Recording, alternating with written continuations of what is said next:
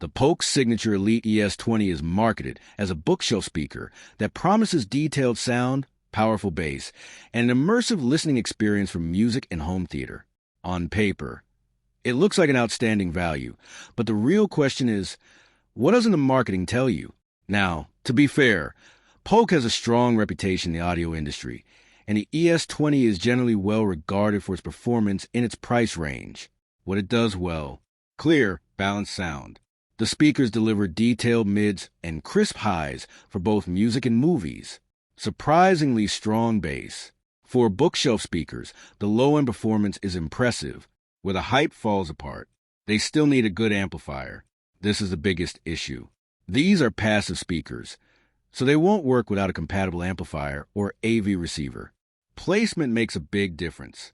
Putting them too close to a wall or in the wrong position can affect sound quality. They won't replace large floor-standing speakers. While the bass is strong for their size, physics still limits deep low-frequency performance. So, what doesn't the marketing tell you? Short answer: they're excellent bookshelf speakers, but they aren't plug-and-play for everyone. If you already have or plan to buy a suitable amplifier and can position them properly, they can deliver impressive sound. But if you're expecting huge floor-standing speaker performance without the right setup, your expectations may be too high.